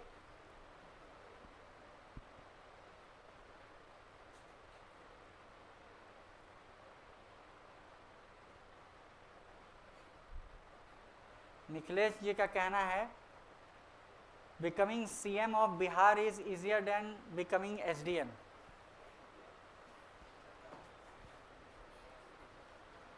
निखिलेश जी, आपने फिर मतलब सही से पॉलिटिकल एरिना में फाइट नहीं किया है कभी। वहाँ पे losing life is easier than becoming CM हो जाता है। ठीक है, पॉलिटिक्स में वो डिपेंड करता है आप किस लेवल से शुरुआत करते हैं। वार्ड लेवल से शुरुआत करेंगे तो सीधा चाकू मारा जाएगा, क्योंकि दूसरा जो इलेक्शन लड़ने वाला होगा वो आपके बगल के ही घर का होगा। तो मतलब वहाँ पे बहुत आसान होता है एक दूसरे से उलझना। अगर आप उससे ऊपर लेवल पे अगर जाते हैं, जिला लेवल पे, तो कम से कम वार्ड और सब डिवीज़न अलग होने का चांस है दो कॉन्टेस्टेंट के बीच में, तो दोनों के गुंडे लड़ाई करेंगे आपस में। ठीक है, वार्ड लेवल पे आपस में हो जाता है, उससे ऊपर जाए तो गुंडे लड़ाई करेंगे, और तब आप फाइनली एमएलए लेवल पे जाते हैं और एमपी लेवल पे, उस समय पे जाके फिर इतने लोग आपके प्रोटेक्शन में और अगेंस्ट में होते हैं, तब जाके थोड़ा बहुत आपकी जान की सुरक्षा हो सकती है, वो भी अगर आप मवाली टाइप किसी से उलझते ना रहें तो। ठीक है, सीएम पीएम का सिक्योरिटी उनके एनएसजी और कमांडो नहीं करते हैं, उनका राजनीतिक तरीका उनका डील करने का उनके प्रोटेक्शन करता है। ये जो उनके साथ जो घूमते रहते हैं वो हम लोगों को दिखाने के लिए है, उनसे हम लोगों से ही वो बस बचा सकते हैं उन लोगों को। बाकी जिनसे उनको बचना है उनसे तो उनको अच्छे से बात करके ही बचना है, या अच्छा ठीक है इस बार तुम्हारा कॉन्ट्रैक्ट नहीं हुआ, अगली बार दिलवा देंगे, अगली बार दिलवाए थे इस बार इसीलिए कैंसिल कर रहे हैं, ऐसे करके बात करना पड़ता है।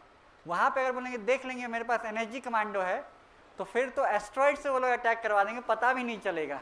ठीक है, मतलब इसलिए बोल रहे हैं ताकि, मेरा कहने का मतलब था कि बिल्कुल क्लू नहीं मिलेगा कि एस्ट्रॉइड कैसे गिर गया प्राइम मिनिस्टर के ऊपर में। जस्ट एक आपको ओवर स्ट्रेचिंग किए हैं कि वहां तक जाके चीज़ों को अंजाम दिया जा सकता है ताकि कोई क्लू ना रहे। तो इसीलिए इस कॉन्टेक्स्ट में becoming PM is as difficult as SDM, या becoming CM is as difficult as SDM unless you are child of a former CM. ठीक, बहुत सारे कंडीशंस हैं, पर फिर भी मेहनत तो करना ही पड़ेगा। ठीक है, आपको पार्टी में जगह बनाना पड़ेगा, सारे एमएलएस का दिल जीतना पड़ेगा जिस भी मेथड से हो, और फिर उसके बाद आप सीएम बन सकते हैं। ठीक, तो इसका हम लोग आ जाता है, which one of the following parts of Bihar is geologically older in age. तो ये आपका है आंसर, खड़गपुर हिल्स। बहुत सारे ऑनलाइन में भी बता दिए हैं। जब ये पहली बार 64वीं बीपीएससी में सवाल आया था, उस समय हिंदी माध्यम में लगभग किताबें होती थी। ये लगभग 2018 की बात है। ठीक है, 64वीं मतलब 2018, अब आप लोग 2024 में आ चुके हैं। 64वीं बीपीएससी में मटेरियल बीपीएससी का इतना कम होता था, अगर मैं याददाश्त से बताऊं तो, कि एक तो हिंदी मीडियम में होता था, कोई अगर यूट्यूब पे अगर गलती से 1000 वन लाइनर भी अगर बीपीएससी का करा दिया तो वो आज टॉप यूट्यूबर्स हैं। ठीक है, और सिर्फ हिंदी में वो करवाते थे। तो इसीलिए जब उस समय ये सब कोई नहीं पढ़ाता था कि खड़गपुर हिल्स जो है वो कहाँ पर है, तो जब पहली बार आया तो लोग यही सोच रहे हैं कि खड़गपुर तो बिहार में है ही नहीं, इसीलिए सी ऑप्शन ही सीधा काट दिए। मतलब उस समय का ये लेवल था पढ़ाई का लेवल हमेशा बढ़ता है।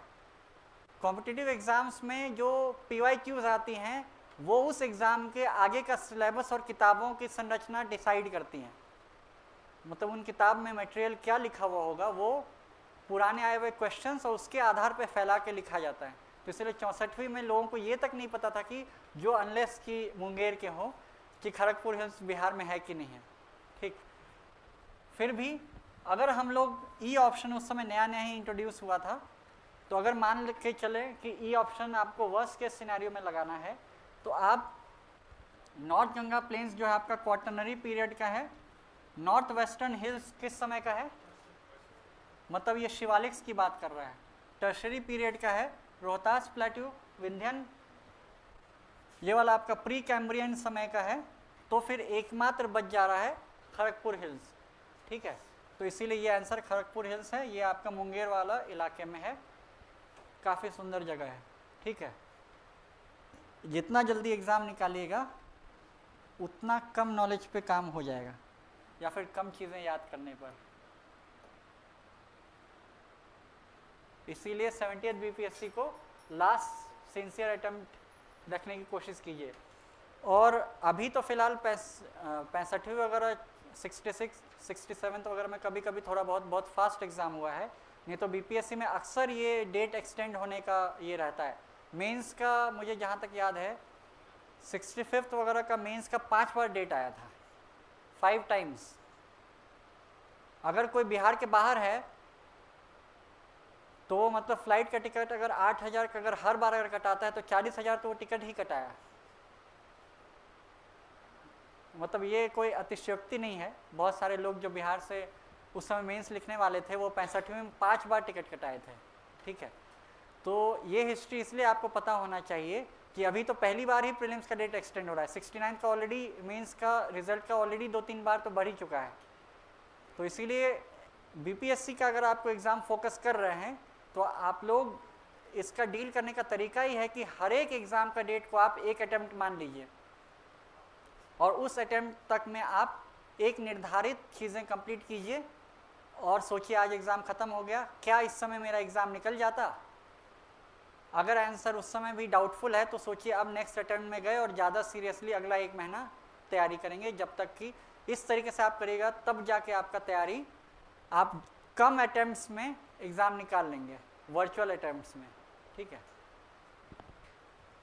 कौन सा डिस्ट्रिक्ट है जो कि धारवाड़ सिस्टम जियोलॉजिकल फॉर्मेशन का पार्ट नहीं है? रोहतास। ठीक है, ये मुंगेर, जमुई, नवादा, ये सब आपका डिवीज़न में, डिवीज़न का बहुत इजी सा है, कैसे करके याद किए थे? कैमूर, रोहतास, अंगना, औरंगाबाद, फिर उसके बाद गया, नवादा, फिर उसके बाद कौन सा आपका डिवीज़न है? मगध के बाद, मतलब पूरा हम डिस्ट्रिक्ट आपको रिकॉल करने के लिए कोशिश करवा रहे हैं। नवादा के बाद आपका कौन सा हो जाएगा? जमुई हो जाएगा, बांका हो जाएगा, भागलपुर हो जाएगा, फिर कटिहार हो जाएगा। ठीक है, सारा डिवीज़न का एंड वाला डिस्ट्रिक्ट्स को याद करते जाइए, जैसे भी हो, निमोनिक्स से हो या फिर जिस तरीके से भी हो। ठीक है, कितने लोग फर्स्ट क्लास की मदद से आज नीचे का सारा, नीचे कितने डिस्ट्रिक्ट्स हैं मतलब जो झारखंड से टच होते हैं? 8। कितने लोग 8 याद कर लिए, अभी रिकॉल कर लिए? मतलब सिंपल तरीका था, डिवीज़न वाइज रिकॉल करते जाइए। 2 पटना डिवीज़न के हैं, उसके बाद 3 मगध डिवीज़न का है, फिर उसके बाद 1 आपका मुंगेर का है, और फिर उसके बाद भागलपुर डिवीज़न का 2 हो गया। ठीक है, 2 1 3 3 3 6 2 8। ठीक है, इस तरीके से आप पूरा 8 याद कर लिए।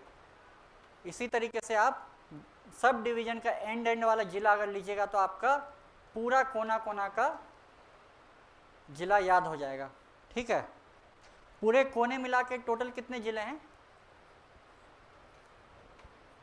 पूरा कोना मिला के कितने जिले हैं? यानी कि बिहार में कितने सीमावर्ती जिले हैं? 22। तो अगर आप यही ट्रिक से आप 7883 को रिकॉल करते जाइएगा तो आपका 22 फुट जाएगा। ठीक है, वो 7 8 8 3 को सीधा जोड़ मत लीजिएगा, तब 22 नहीं पुरता है। ठीक है, तब वो 26 चला जाता है, डबल काउंटिंग हो जाता है। ठीक, कुछ जिले दोबारा गिने जाते हैं, इसीलिए इसका आंसर आपका रोहतास है। मुंगेर, जमुई, नवादा ये सब आपके धारवाड़ जियोलॉजिकल फॉर्मेशंस में आते हैं। अब हम लोग थोड़ा बहुत, ये आपको थोड़ा बहुत प्रीलिम्स में भी काम आ सकता है और मेंस में तो काम आएगा ही। ठीक है, धारवाड़ रॉक्स के बारे में जान लीजिए कि इसका समय जो है वो लगभग आर्कियन रॉक्स के समय के बराबर है, मतलब प्री कैम्ब्रियन समय का ही है। ठीक है, ये सब आपका जो लाइंस है वो बहुत इंपॉर्टेंट है। मतलब कभी आप मेंस का आंसर लिखेंगे तो प्रीलिम्स की तैयारी को मेंस का तैयारी से अलग मत समझिए। जब से ज्योग्राफी ऑप्शनल हटा है तब से अब ज्योग्राफी वाले क्वेश्चंस ही, कोर ज्योग्राफी के क्वेश्चंस जो पहले इसलिए नहीं पूछे जाते थे क्योंकि ज्योग्राफी ऑप्शनल के लोग बहुत आसानी से लिख लेंगे, तो अब चूँकि ज्योग्राफी को ऑप्शनल को MCQ बना दिया गया तो इसीलिए अब कोर क्वेश्चंस जैसे कि फिजियोग्राफी ऑफ बिहार हो गया या फिर क्लाइमेट ऑफ बिहार हो गया, रिसोर्सेज ऑफ बिहार हो गया, जो कि ज्योग्राफी ऑप्शनल वाले सीधा लिख देते, वो अब चूँकि MCQ हो गया तो अब दोनों ही तैयारी नहीं करेंगे। तो इसीलिए अब जो इकोनॉमी ज्योग्राफी का सेक्शन है GS2 में, वहाँ पे ये क्वेश्चंस पूछे जाने की संभावना बढ़ गई है और ऑलरेडी आना शुरू हो गया है।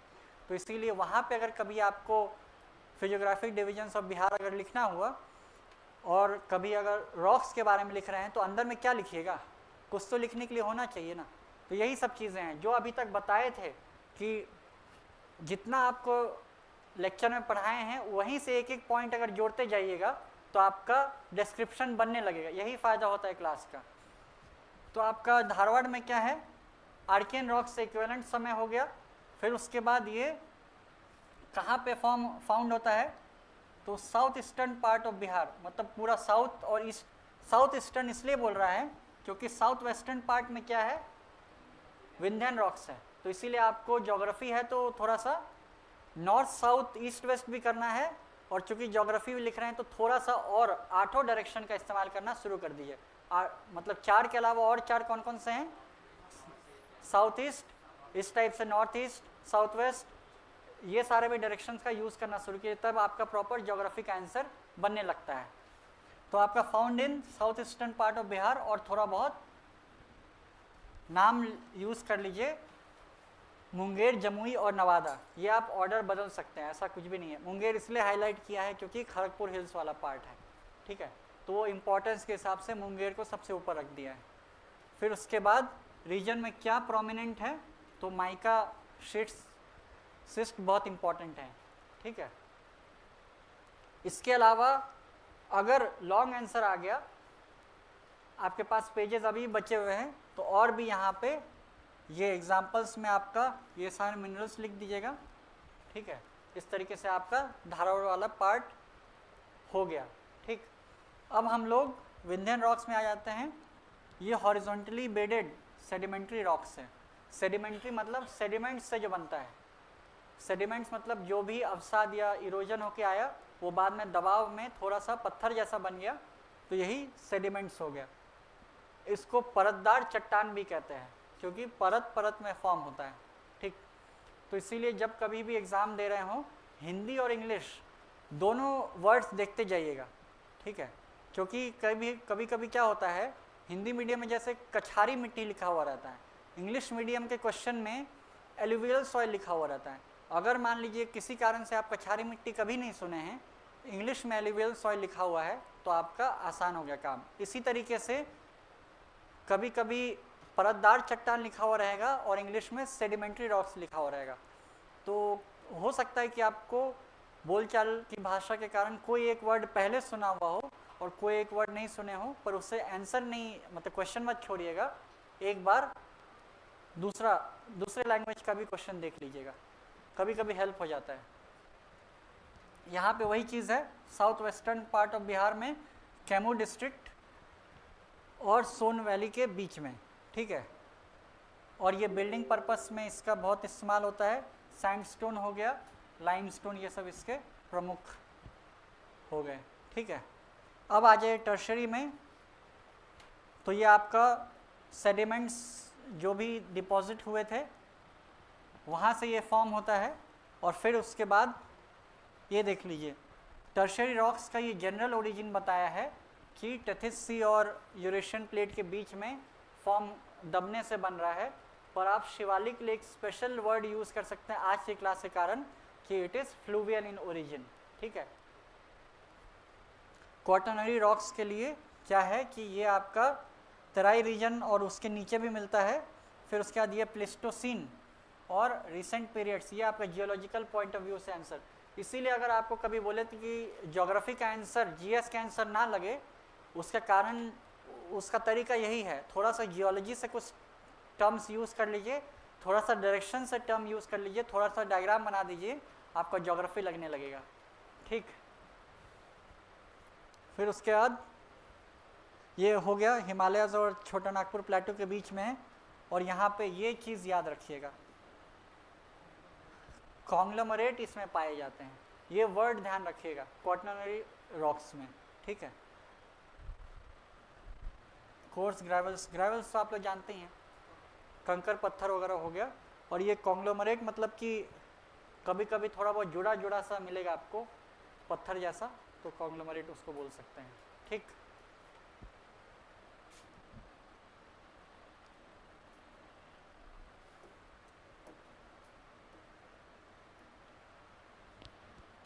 यही चीज़ है, धारवाड़ की चट्टानें मुंगेर, नवादा वगैरह में पाया जाता है, और खड़गपुर की पहाड़ी, विंध्यन चट्टानें रोहतास, कैमूर, डेहरी ऑनसोन, औरंगाबाद। ये डेहरी ऑनसोन याद रखिएगा, ठीक है, औरंगाबाद में आता है, उस इलाके में है।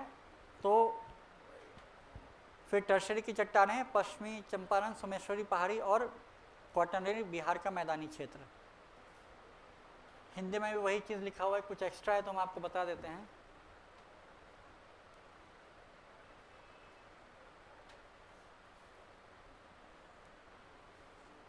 देखिए क्वाटरनरी में यहाँ पे हिंदी में भी कॉन्ग्लोमरेट को कॉन्ग्लोमरेट ही लिखा हुआ है, ठीक है, तो उसी तरीके से लिख दीजिएगा, कोई दिक्कत नहीं है। देख रहे हैं क्वाटरनरी चट्टानें जलोढ़ बालू बजरी मतलब वही सब बालू पत्थर कॉन्ग्लोमरेट आदि से बनी है, इसके अंतर्गत बिहार का मैदान आता है। ठीक, क्लियर है?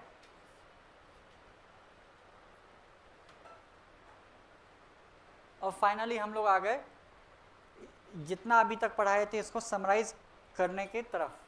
ठीक है,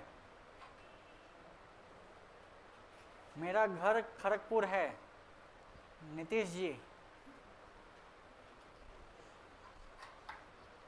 अभी तक नालंदा सुने थे क्या? चलिए एक नया पता चला। सब लोग साथ हैं ऑनलाइन?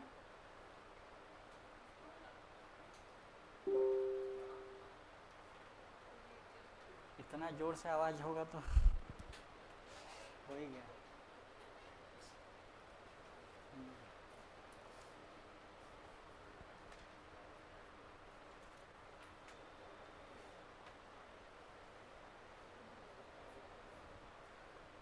ठीक है, सब लोग साथ हैं? किसी को ओवरडोज हो गया?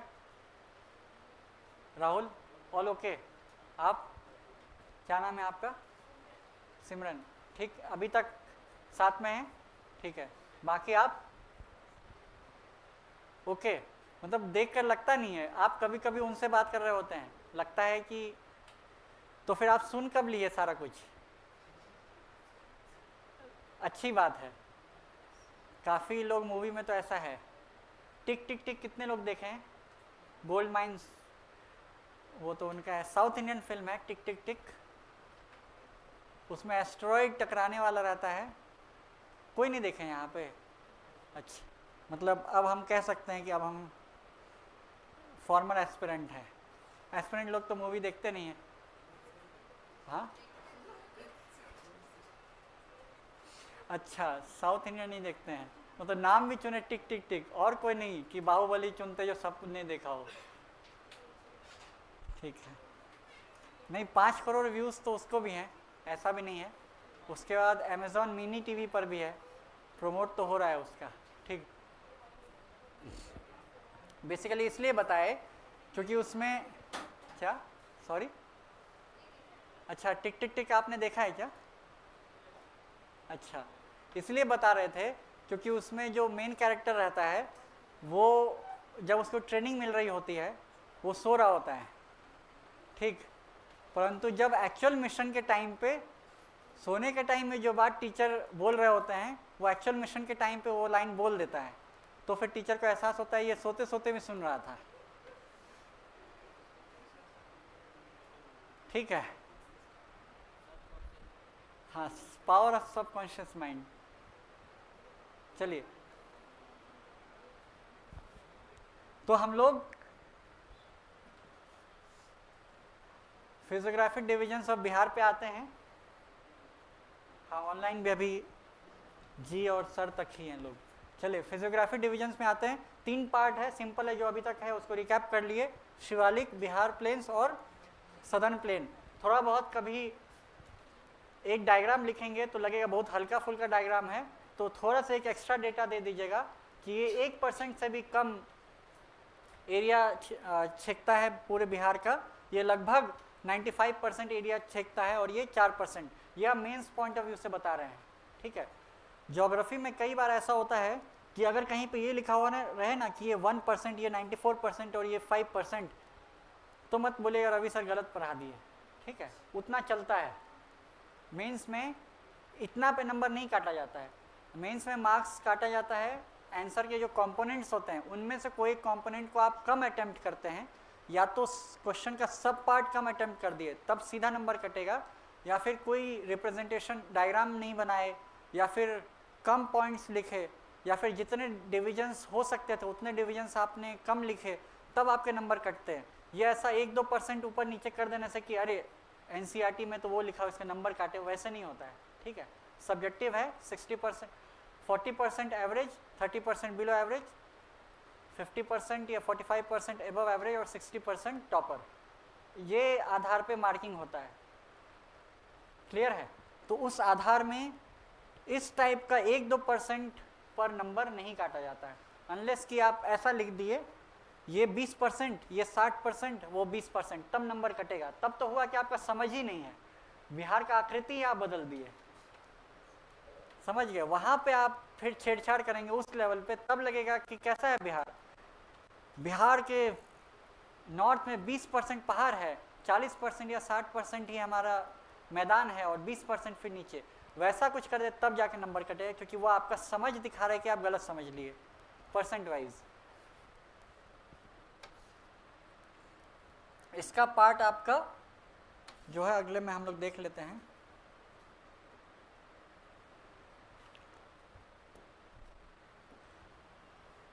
पढ़ते वक्त में क्या कीजिएगा, जो शिवालिक श्रेणी है उसको जब आप लोग आंसर वगैरह लिख रहे होंगे तो इसको 3 पार्ट्स हैं, ठीक है।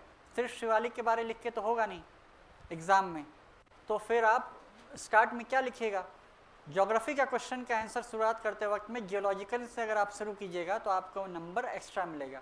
इसीलिए अगर आप शुरू करते हैं शिवालिक में तो टर्शरी फेज का है, फ्लूवियल इन ओरिजिन है, नॉर्थ वेस्टर्न पार्ट में है, तब आप मतलब ज्योग्राफी का आंसर लिख रहे हैं, ठीक। बहुत लोग क्या करेंगे, सीधा ही डिवीजन से शुरू करेंगे, तब फिर आपने वो ज्योग्राफिकल टर्म्स का इस्तेमाल करना शुरू नहीं किया है, तब आपका नंबर थोड़ा सा कम आता है।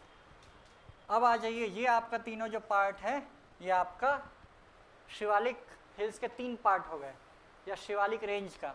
सबसे नॉर्थ में आपका सोमेश्वर श्रेणी आ गया, फिर आपका दून घाटी आ गया और रामनगर दून आ गया, ठीक है। बहुत ज़्यादा इसमें पीएचडी नहीं करना है, पर दून क्या होता है सवाल। सर मेंस बीपीएससी के लिए मुंबई में जॉब क्विट करके बिहार आया हूँ, रिस्क बहुत हाई है सर, अगर बीपीएससी नहीं हुआ तो प्राइवेट जॉब भी गया और सरकारी भी। निखिलेश, ठीक है, इस पर हम लोग विस्तार से चर्चा करेंगे, पर अभी के लिए आप निश्चिंत रहिए, अगर आपने मन से प्राइवेट जॉब किया होगा तो फिर से मिल जाएगा, ठीक है।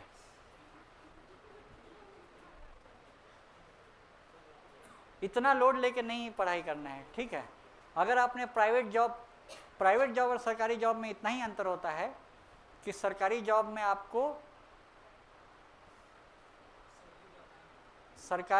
आपको आपका ऊपर वाला अधिकारी अपने मन से आपको निकाल नहीं सकता है, ठीक है। और प्राइवेट जॉब में अगर आपने बहुत अच्छा काम किया है तो फिर आपको कोई नहीं निकाल सकता है। प्राइवेट जॉब में एक चीज़ है कि अगर आप अपने स्किल में या फिर अपने फील्ड में बहुत अच्छे हैं तो आपको बार बार याद किया जाएगा, ठीक है। मुझे मेरे पास सारे प्राइवेट एम्प्लॉयज़ अभी भी याद करते हैं, अलग अलग फील्ड के, तो इसीलिए इतना भी डिफ़िकल्ट नहीं होगा। निखिलेश, अभी आप फोकस कीजिए बीपीएससी की तैयारी पे, और बाकी बाद में थोड़ा सा और रिवाइज कीजिएगा, स्किल को एनहांस कीजिएगा, दोबारा से नौकरी मिल जाएगी, ठीक है। और नहीं तो बिहार में बहुत सारे स्वरोजगार के स्कीम्स चालू हैं, ठीक है, तो उसमें आप पार्टिसिपेट कर सकते हैं। मैंने जनरली देखा है कि जो लोग बहुत समय तक बीपीएससी की तैयारी करते हैं वो लोग एक्चुअली में बीपीएससी को बहुत अच्छे से देना चाहते थे, दिए भी, और वो पुराने जॉब से लगभग तंग थे, ठीक, तो इसीलिए वो वापस नहीं जाके कई बार एक तीसरा जॉब में निकल लेते हैं, जो कि वो भी नहीं सोचे रहते हैं कि वो करेंगे। Teaching is one of them, ठीक है, तो इसीलिए आप लोग निश्चिंत रहिए।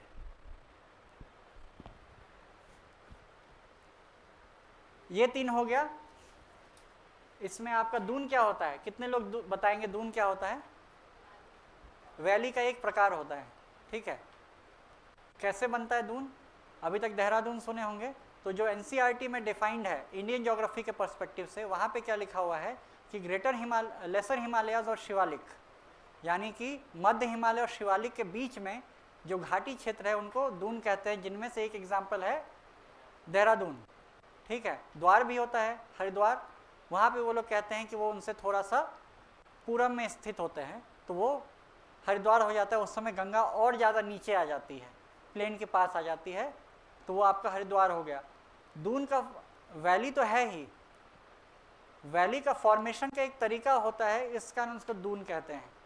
फॉर्मेशन कैसे होता है, मान लीजिए कि एक नदी है जो कि ट्रांस हिमालय से उसको पूरा तीनों हिमालय पार करते हुए आना है। कितने लोग इमेजिन कर लिए, ये एक नदी है जिसको ट्रांस हिमालय मतलब ग्रेटर हिमालयस के भी नॉर्थ से पूरा साउथ तक आना है। वो क्या करेगा, सबसे पहले ग्रेट हिमालयस को काटेगा, फिर उसके बाद मिडिल हिमालयस को काटेगा या लेसर हिमालयस को। वो काटने के बाद अब वो शिवालिक में आया है, और शिवालिक को काटने के क्रम में वो नदी पूरा, उसका पानी पूरा फैल चुका है। ये इमेजिन कर लिए क्या, उधर से काटते हुए आगे इधर का पहाड़ अभी है और पूरा पानी फैल चुका है। वो फैला हुआ पानी भी कटाव कर रहा है, और थोड़े दिनों बाद वो शिवालिक को किसी पार्ट से काट देगा और पानी पूरा निकल जाएगा। तब उस नदी के वहाँ जितना भी डिपोजिशन हुआ वो रहेगा, वही डिपोजिशन छोटा छोटा पहाड़ जैसा दिखेगा, या फिर दो पहाड़ के बीच में एक पूरा वैली जैसा दिखेगा, पर वो भी वैली जो है वो ऊबड़ खाबड़ ही रहेगा। उसी वैली को दून कहते हैं। तो इसीलिए अगर आप अब अगर मसूरी जाइएगा और वहाँ मसूरी हिल्स लबासना वाला इलाका में, और वहाँ से नीचे देखिएगा देहरादून की तरफ, तब आपको कुछ ऐसा ही संरचना दिखेगा, जो कि परफेक्ट प्लेन जैसा नहीं होगा, लेकिन ऐसा लगेगा कि नदी यहाँ पे रुक गई होगी और फिर नदी काट के निकल गई, और जितना भी डिपोजिशन था वो वहाँ पे रह गया, और फिर उस पर थोड़ा बहुत पेड़ वेड़ उग गए और अब हरा भरा पहाड़ी क्षेत्र दिख रहा है। ठीक है, तो इसी तरीके से दून फॉर्म होता है। सिंपल सा है, वैली का प्रकार है। तो अब क्या है, वही दून जो हम लोग लेसर और शिवालिक के बीच का पढ़ते हैं, वही शब्द का इस्तेमाल यहाँ पे किया गया है, शिवालिक और तराई के बीच वाला जो इलाका हो गया। ठीक है, तो सोमेश्वर श्रेणी हो गया, फिर उसके बाद रामनगर दून हो गया, या रामनगर की पहाड़ियाँ या वैली जैसे भी आप कहिए, और फिर बीच में एक आपका दून घाटी या फिर हरहा वैली भी कहते हैं। इसमें आप लोग बहुत ज़्यादा किताबें पढ़ के कंफ्यूज नहीं होइएगा कि सर ये दून घाटी अलग लिखा हुआ है कहीं पे, हरहा वैली कहीं पे अलग लिखा हुआ है, रामनगर दून कहीं पे कुछ लिखा हुआ है। मतलब थोड़ा थोड़ा पब्लिकेशन के अंतर पे लैंग्वेज का इंटरप्रिटेशन एरर या फिर इंटरप्रिटेशन डिफरेंट हो सकता है, पर उसमें आप लोग फंसिएगा नहीं। जो आज हम क्लास में पढ़ा रहे हैं उतना एक अंदाज लेकर ड्रॉ कर लीजिएगा, आपका काम हो गया। प्रीलिम्स मेंस सभी जगह पे, इंटरव्यू में भी आपका काम हो जाएगा। ठीक है, बहुत ज़्यादा इस पर नहीं जाइएगा कि ये थोड़ा सा नॉर्थ था, ये थोड़ा सा साउथ था, उस पर। ये ब्रॉड क्लासिफिकेशन है। फिर उसके बाद आपका ये जो पहला वाला पार्ट होगा शिवालिक, दूसरा वाला पार्ट कौन सा है, प्लेन्स। प्लेन्स को भी दो भाग में डिवाइड करते हैं, नॉर्थ बिहार प्लेन और south Bihar plain. North Bihar plain को नदियों के आधार पे ही डिवाइड करते हैं। ठीक है, तो घाघरा और गंडक के बीच का जो मैदानी क्षेत्र है उसको घाघरा गंडक दोआब कहते हैं। दोआब क्या होता है, दो नदी के बीच का क्षेत्र। हिस्ट्री में हम लोग रायचूर दोआब और कौसंबी वाला क्षेत्र जानते हैं। ठीक है, जिसके लिए लड़ाइयाँ होती रहती थी। उसके बाद गंडक और कोसी दोआब, गंडक और कोसी के बीच में, और कोसी महानंदा दोआब, ये कोसी और महानंदा के बीच में। ये पढ़ने के आसानी के लिए इस तरीके से तीन पार्ट में डिवाइड कर देते हैं।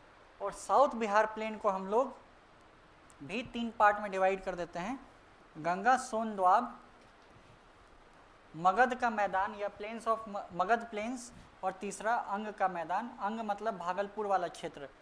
ये ऐसा नहीं है कि मतलब भगवान करके गए हैं, ठीक है, और ऐसा भी नहीं है कि कोई एक बहुत ही सर्वमान्य ऑथर हैं जो कि ऐसा किए हैं। आप चाहें तो गंगा सोन दोआब भी कर सकते हैं, और यहाँ पे कोई डिवीजन ना करें तो भी चलेगा। कोई ऐसा हार्ड एंड फास्ट नहीं है कि इसको मगध प्लेन ही लिखना है, उसको अंग प्लेन ही लिखना है।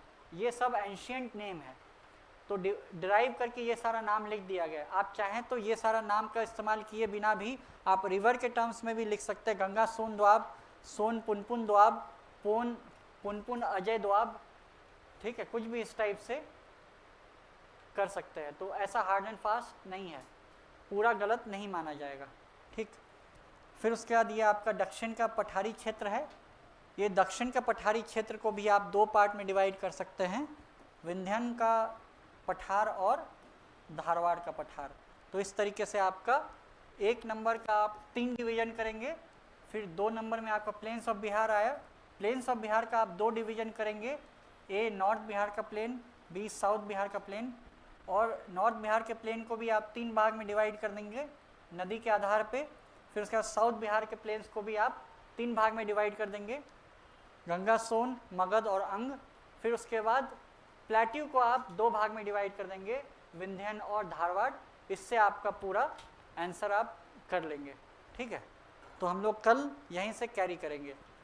फिजियोग्राफी डिविजन्स लगभग आपका कंप्लीट हो गया, ठीक है। Thank you so much.